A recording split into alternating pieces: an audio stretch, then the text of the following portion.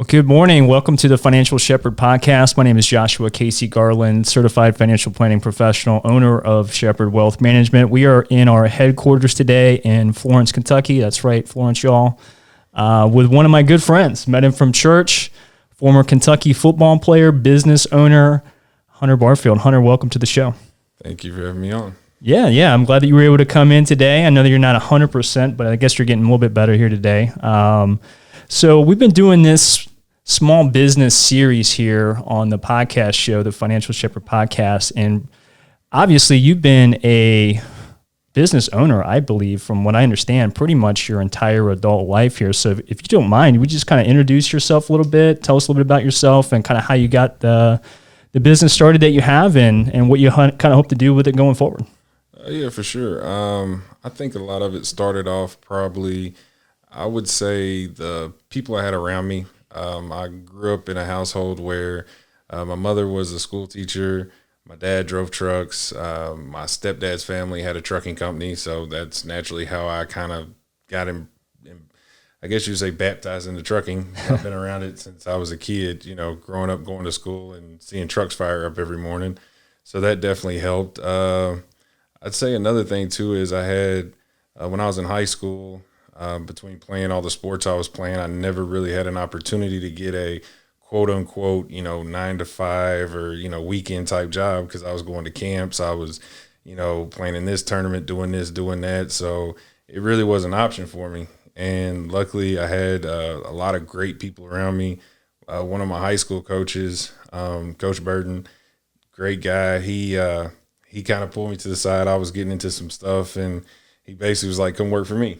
And he was, had his own business and kind of showed me like, hey, even though you play football or you do this, or you do that, other things can happen that can definitely give you the same lifestyle that you want, even if it doesn't come from playing on the football field. So I definitely remember working for him, and that was kind of my first quote unquote real paychecks. You know what I mean? Yeah. And so that definitely springboarded me into kind of looking at things that I knew about and things that I could do to make money. And it kind of snowballed from there. And, I started the trucking company.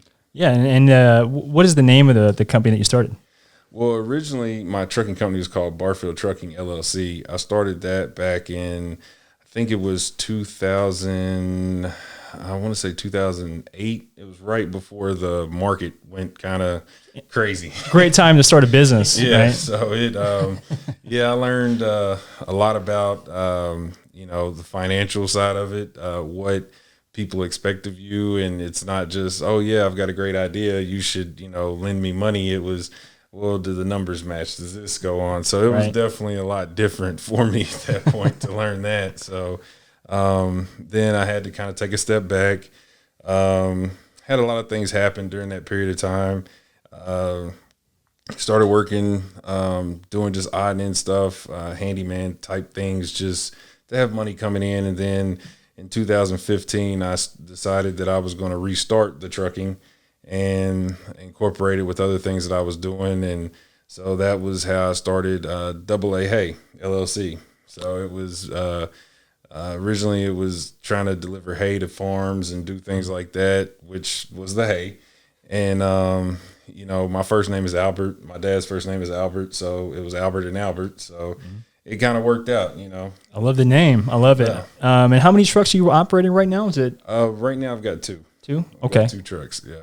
And obviously, with the economy that we have here post-COVID, COVID threw a huge wrench into everybody's plans that they probably had, and especially as a business owner, I'm sure that you had to adjust in a lot of different ways.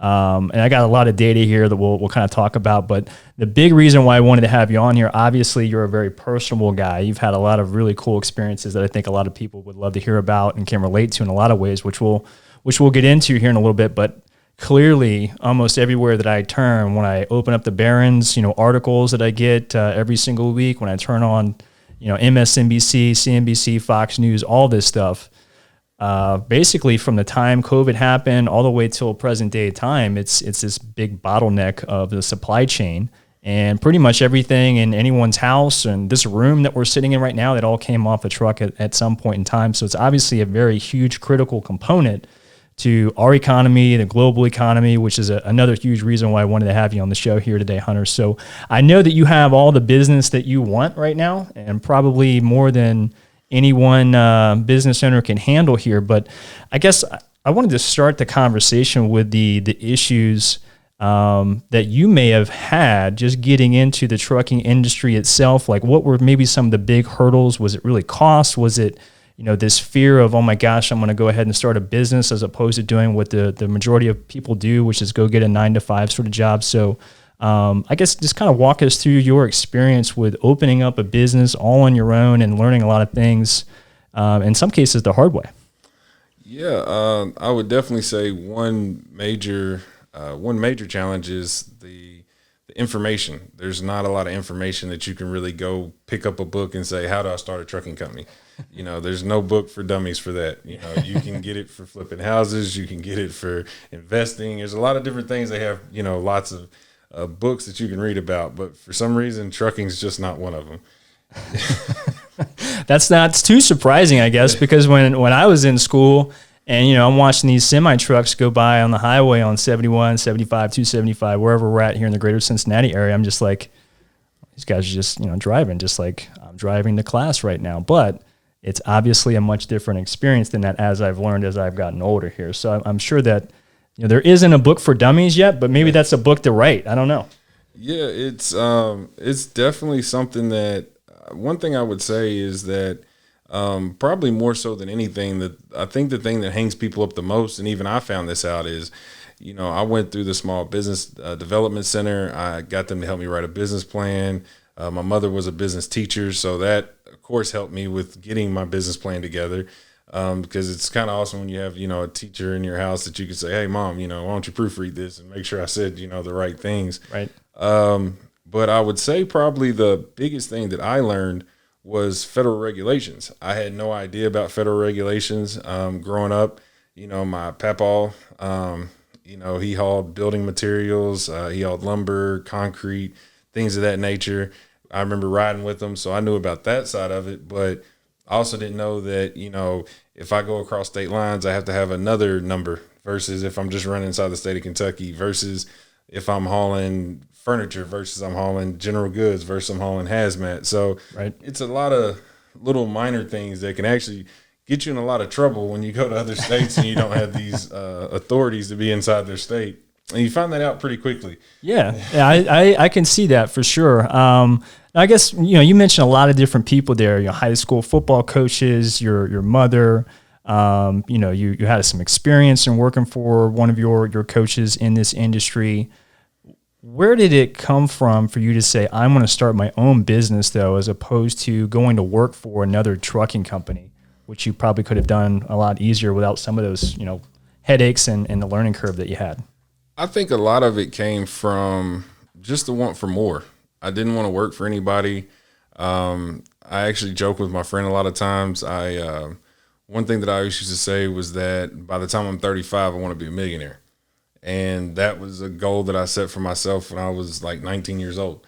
And I felt like no matter what I did in life, if it added up to me becoming a millionaire, then that's all that mattered, And I think a lot of it too had to do with I had a really good support system. It's actually kind of crazy. It's been about a year since my father actually passed away, and he was one of the first employees I ever hired. It was me and him, and we grew it, and I had a few more trucks and a few more drivers, but at the core of it was always me and my dad. And he had gotten to the point where he was getting older, and he told me, hey, I've only got so many years left to drive. I'd love to try to help you jumpstart this business so I can leave you something when I pass away. And so I'm thankful for the years I had working with my dad.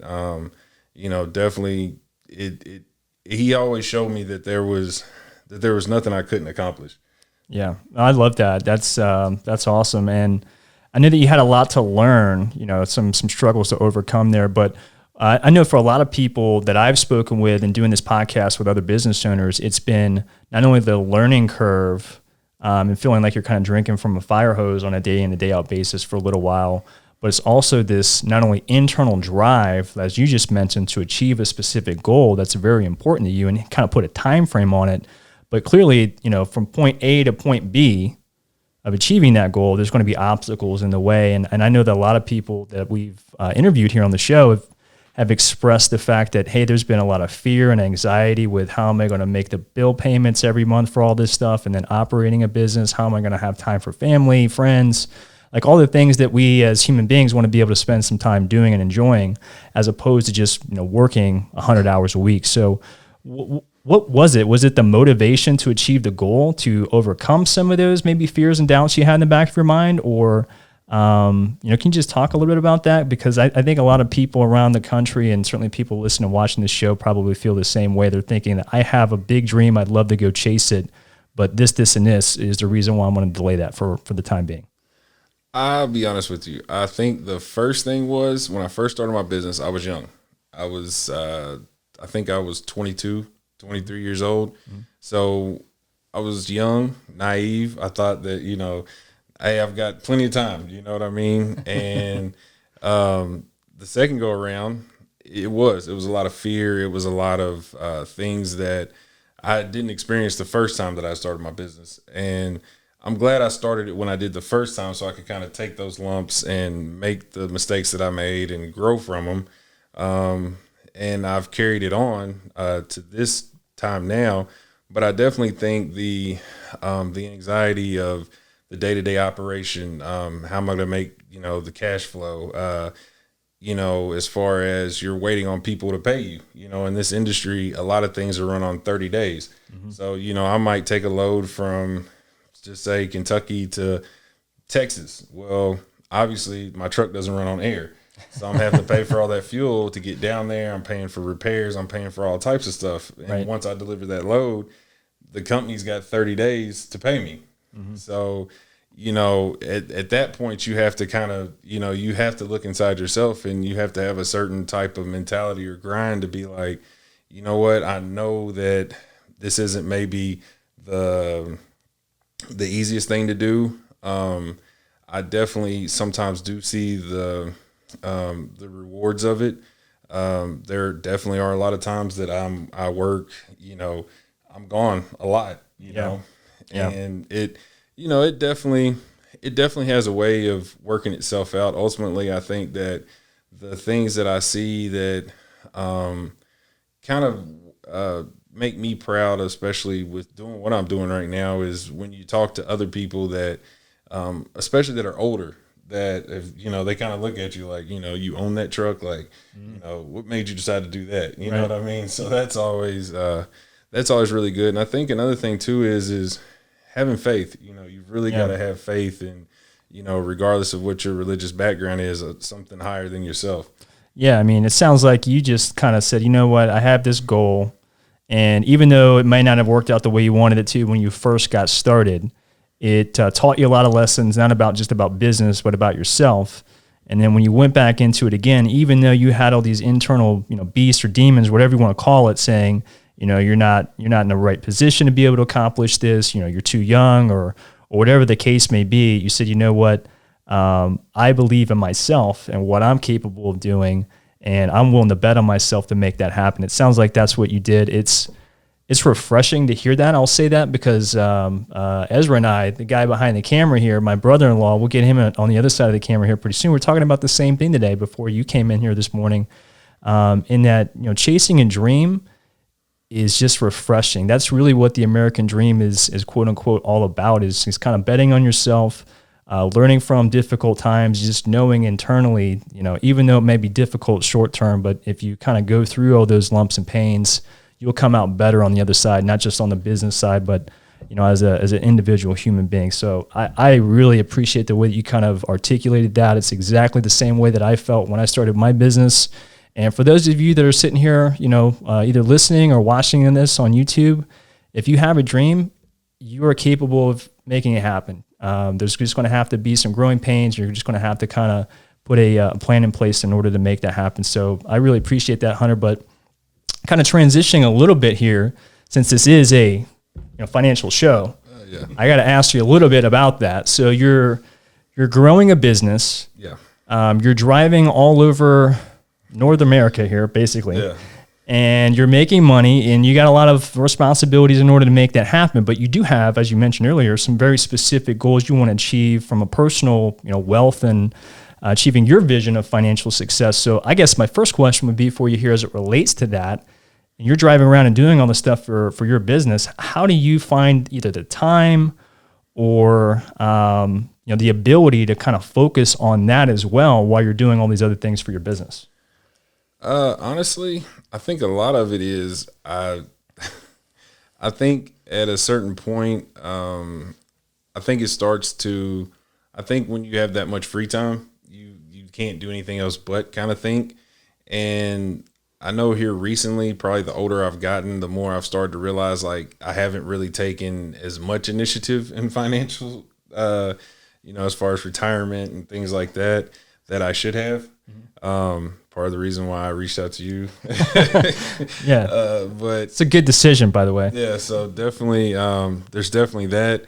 But I would say too, like trying to set reminders for myself, just notifications to, hey, I need to do this, or, hey, this is coming due, or, those type of things. But at the end of the day, I think it's just more so trying to find that balance of your free time. Because, when you get done driving after a, 12, 13-hour day, depending on how it's going, the last thing you really want to do is start thinking about, okay, well, let me look at the financial side. You kind of just want to lay down.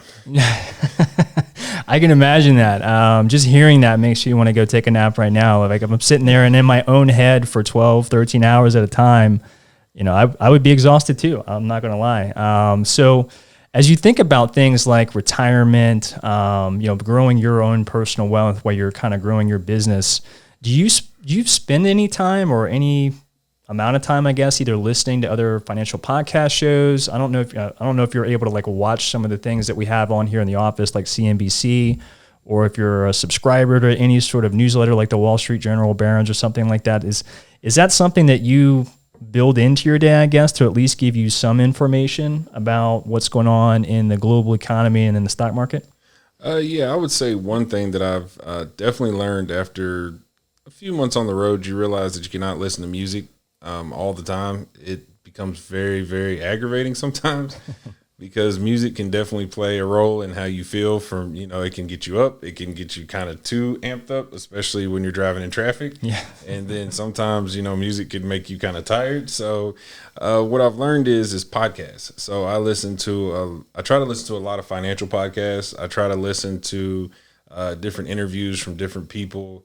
I definitely try to, I have XM radio, so I do listen to a lot of the news sources. I listen to all of them, so I try to get a, well-rounded view of, how things are going, what the markets are doing. I try not to get too involved in it just because I feel like I don't understand it enough. And I feel like sometimes when we don't understand things too much, you sometimes overthink it, and it'll become even more kind of, I don't want to say scary, but I think it puts a fear in you. I think with a lot of things, like if you don't understand something, the kind of your first nature is to kind of step back away from it because you're like, okay, well, I don't understand this. I don't understand what it means when the Dow's done this or it's done that, or this is tracking this way, or, it kind of gives you kind of okay, this is just way too much information that I don't understand. So let me just not worry about it, and definitely all the Ramsey stuff. I listen to a lot of the Dave Ramsey information. Unfortunately, some of it I put into play, some of it I do not because of the industry I'm in. I can't just, cash flow everything. It's not that simple. So, right. But yeah, definitely. I definitely think that the more I hear about retirement and, you start to really think about something other than being in a truck and how much money I can make by myself, you start to look out, you start to look forward to, hey, one day I don't have to be in this truck. Yeah. I mean, that what you just said is, I can tell you this from doing this for about 10 years. I don't know how many hundreds, if not thousands of clients I've sat down and had, asked these very similar questions to. We're talking doctors, lawyers, accountants, engineers, plumbers, electricians, truckers. I mean, you name the industry, almost to a person that I've spoken with. all of them felt the exact same way that you do. In order to be able to invest any money at all in the market, they kind of had to be really, really good at what they did, whether they worked for somebody else or whether they worked for themselves. They had to be very highly skilled and competent about their day-to-day job.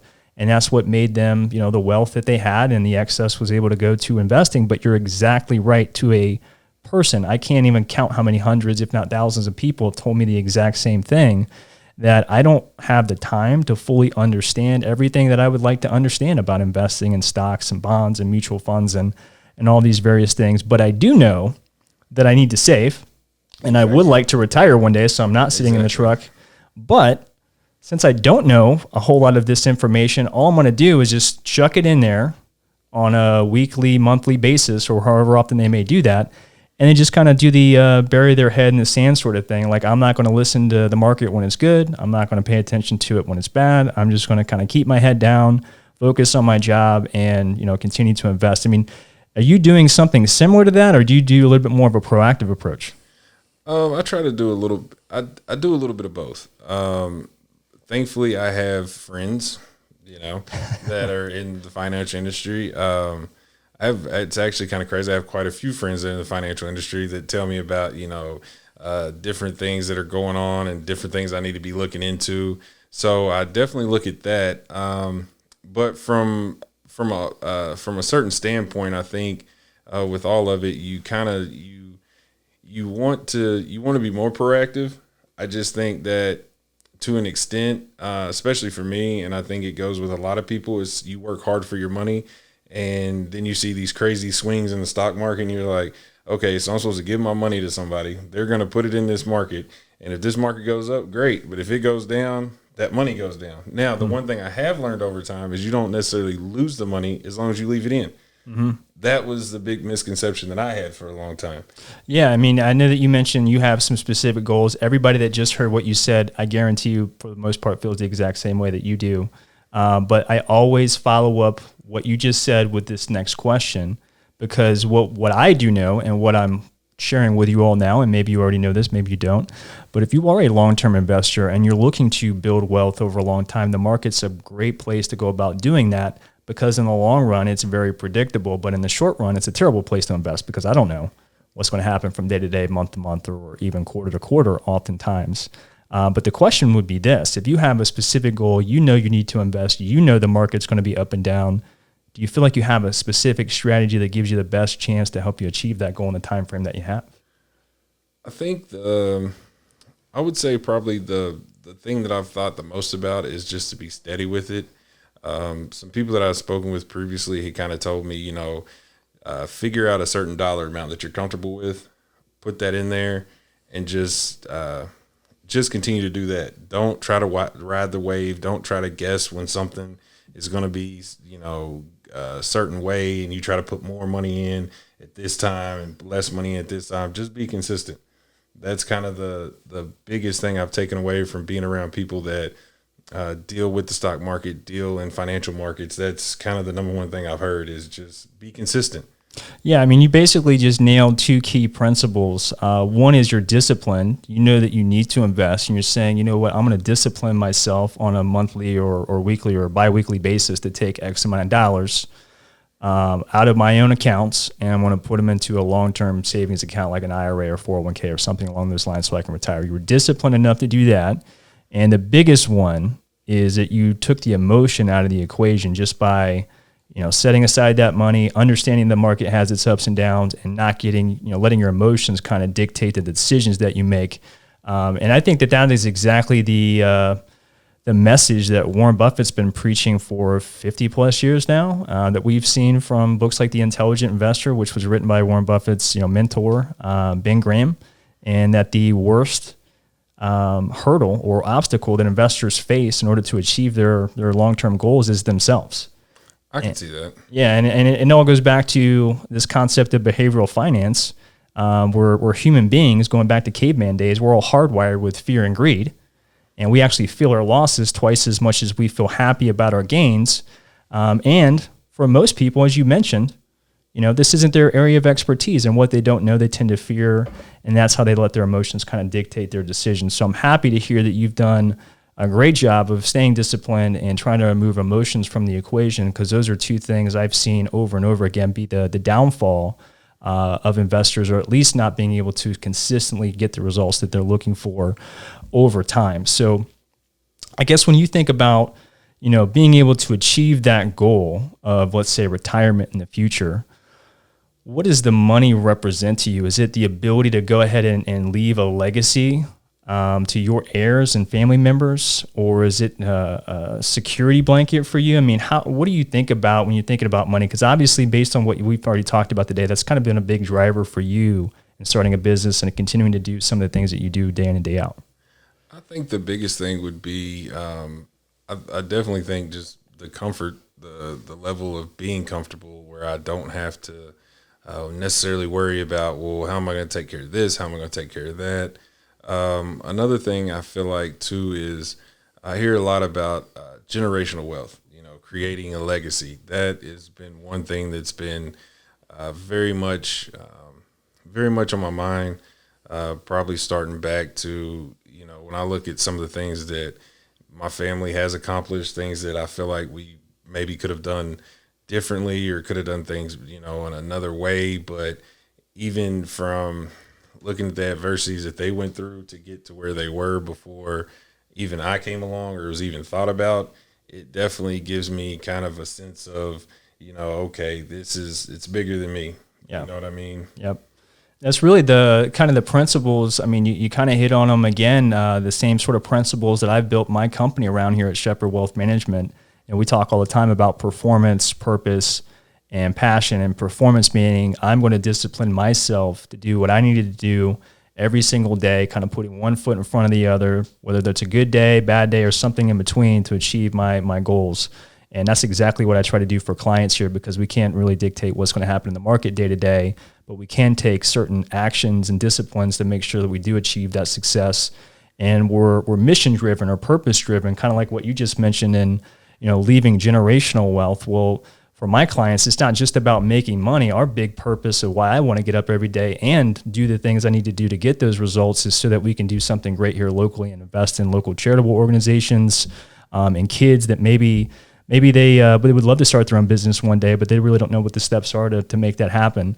And we're very passionate about being able to do both of those things on a consistent basis. So it seems like all the principles that you have for investing, and as well as your own business and you just as a man in general, are very much in line with what we're trying to get accomplished here at Shepherd Wealth Management, which we love having you here, Hunter. I'm glad that we're all on the same page with that. But I do want to talk a little bit about the trucking industry specifically, because as you are aware, with the new president that we also have a new leader when it comes to transportation around the country, and Pete Buttigieg.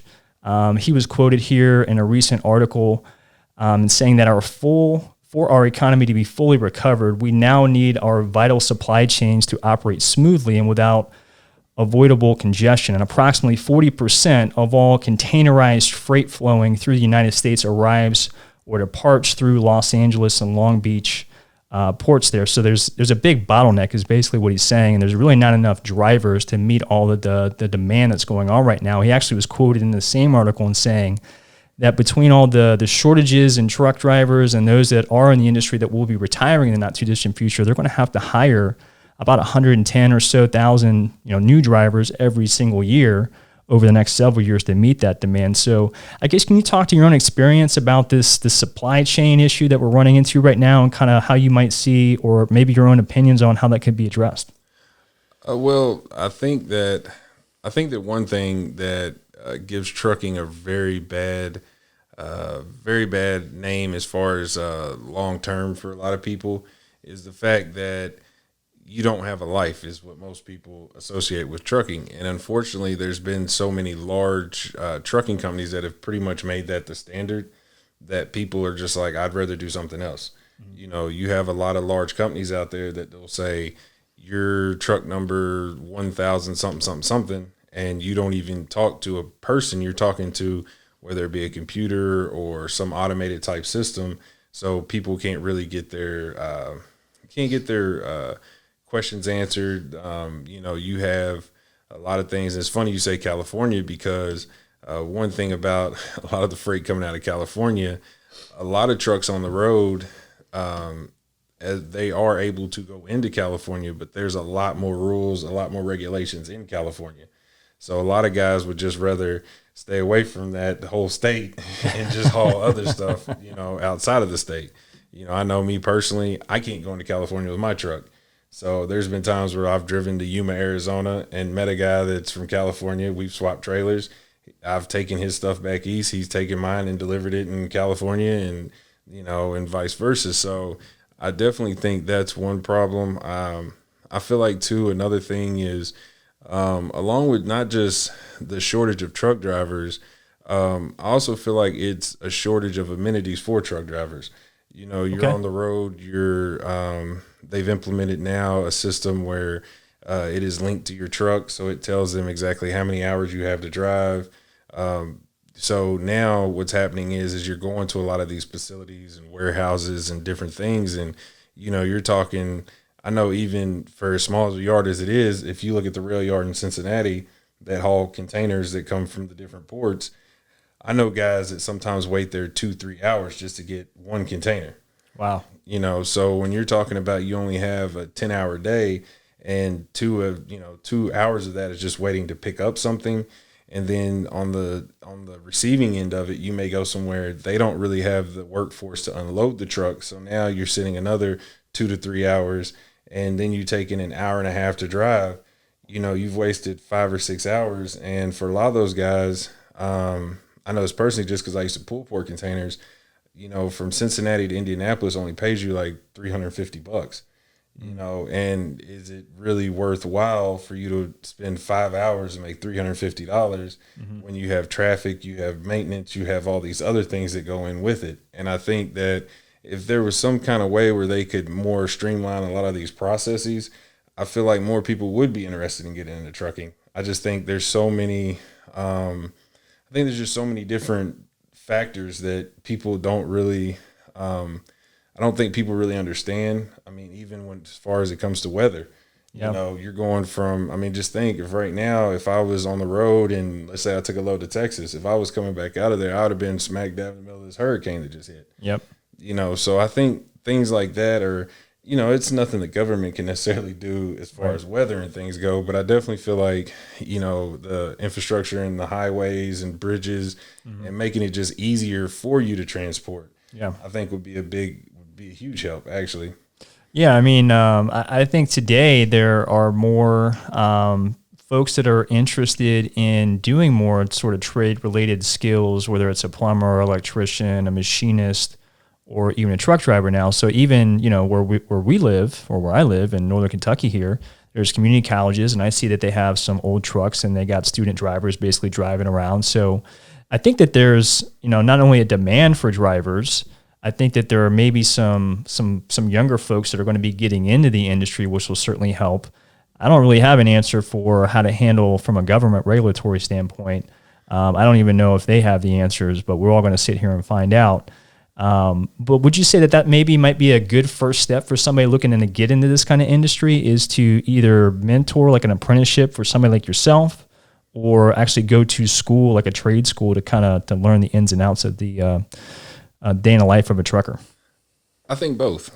I think that, last night I had a conversation with someone that called me because he knows me. He wants to get a CDL license. He called me and said, "Hey, how do I get my CDLs?"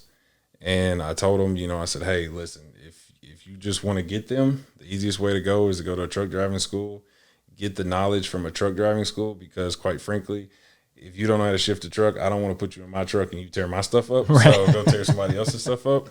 Right. But I definitely think alongside that, there needs to be some type of program. Right now they have a system which is called driver trainer. So a lot of times when these guys get their license, they go out with a guy, and usually for a big company, and he shows them the ropes per se. But even with doing that, they're not really showing you what it really is to be a truck driver. They're more so showing you how to back into a dock, how to not hit something, and they don't really talk to you because it's not somebody that necessarily cares about you. They're just getting more money on their paycheck, and they're just like, do the work, and that's kind of the end of it. Versus if they kind of had more of a system where, even while guys were in truck driving school, if they could kind of have more guys that are lifetime drivers or have been in business and can actually explain the nuances of, hey, this is how you do things, this is how you run a business. Because I think a lot of times guys just feel like if I'm a truck driver, it's the same as a 9 to 5, but it's really not. It's one of the few industries I feel like that you can go into, you can get a few years experience, you can save some money, you can go buy your own truck, and then you now are your own business. Yep. And people don't really explain that to a lot of these guys. A lot of these guys feel like it's, okay, I'm going to drive a truck and I'm going to drive for so many years and then I'm going to get out. Yep. You know, they don't look at, okay, I can drive a truck for this many years, but in the process of that, I can get more trucks. I can branch out into different avenues of logistics. People just, it's a really sad actually way of people thinking about the trucking industry, because people just feel like you drive a truck and that's it. It's a misconception, and from me just knowing you as long as I have now, that there's definitely money to be made, right? I mean, the money's pretty good if this is something that you're willing to put some time and energy into. Oh yeah, most definitely is. Yeah. Well, this has been nothing but a kind of an eye opener for me. I don't know about a lot of people watching or listening to this, but some of the misconceptions I have about the industry itself came from the movie Over the Top with Sylvester Stallone. You know the movie where he's like in the arm wrestling thing. I was like, well, I guess that's the life. They just drive around to different parts of the world and occasionally get into an arm wrestling match with somebody at a, it's definitely it's actually funny because there back in the day there was some truth to that. Yeah. As weird as that sounds, like, luckily, I guess you could say luckily, I'm growing up around truck drivers and being, around it so long. I do remember going to the truck stops where, even when I'd ride with my dad sometimes, it's like, there's a whole different side of the truck stop for truckers, and then there's everyone else in a car. Yeah. And, you go in there and guys are shooting pool for money. You see guys, just everything, but it's not like that anymore. Well, I don't know. I'm sure the listeners and people watching this would love to see me and you get in an arm wrestling match right now live, but I'm not in the business of necessarily embarrassing myself in front of the world here. So I'll maybe do that when the cameras are off, but no, I guess we're coming up on the end of the show here, Hunter. I know that you played football at Kentucky. I know we've been talking about business, finance, and personal stuff. This has been nothing but awesome. I'd love to get a little fun question out of the way here as we end it up. I try to end up all the shows this way. So you were at UK and you played football there. The question I have to ask you can only be answered with stuff that you're allowed to share, in this kind of environment here. But what was maybe, I guess, the best experience or the funniest thing that you experienced playing football at UK, or just something really embarrassing? I think we'd love to all kind of get a behind the scenes. I would say the most embarrassing thing. Go for it. I come in, I had shoulder surgery and stuff, and, they're like, we're going to take it easy on you, work you back in and everything. I'm like, okay, cool, no problem. So they send me over with the conditioning coach, right? Mm-hmm. So I'm like, okay, conditioning coach, like I've run, it's not a big deal. And dude ran me so hard, I was on all fours crawling. And my cousin, who was on the team, who was a wide receiver, looked over at me and just falls out laughing. And it's just like, are you serious right now? Like, you're really crawling? Like, you can't stand up straight? And I was like, no, I can't. Like, it's just, and I think that was probably the biggest thing that you learn is that, even when you feel like you're prepared, you're not prepared for what they're going to put you through. Yep. And I think that was kind of the biggest, I think that was just the biggest thing for me, was just not knowing just how to actually go about it, because you go from playing high school ball and it's like, I do this and this and this, and I go out and I do good and it's not a big deal. But then when you go to a college program and you're like, oh wow, everybody's fast, everybody's strong. Actually, everybody's stronger because they've been here for 2 or 3 years. Right. And you realize the things you could get away with in high school, you can't do anymore.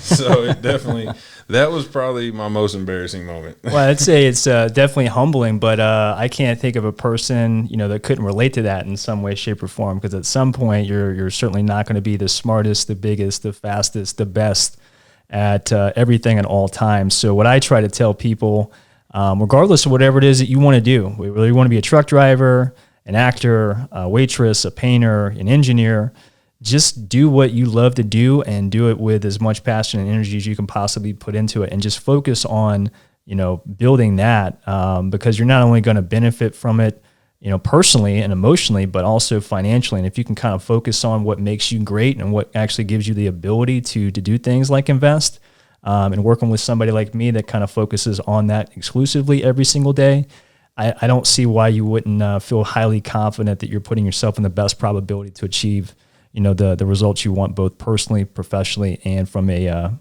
wealth perspective. So, Hunter, this has been a very fast 40 minutes. Yeah. It's been a lot of fun. I look forward to doing this again. Love to get any of your questions. Those that are watching and listening to this, that you may have questions, please give me a call. Send me a text, 513-630-2664. You can shoot me an email at jcgarland@shepardwm.com. This show that we're doing right now is always going to be on YouTube channels. After a little bit of editing, we'll get the audio version on Spotify right away. There's links to both the YouTube channel as well as the Spotify link at the top of my website, which is shepardwm.com. Don't forget to check me out on Facebook, Instagram, and LinkedIn. Hunter, this has been an absolute pleasure, my friend, and look forward to doing it again, man. Have a great rest of your day, everybody, and we'll talk to you again soon.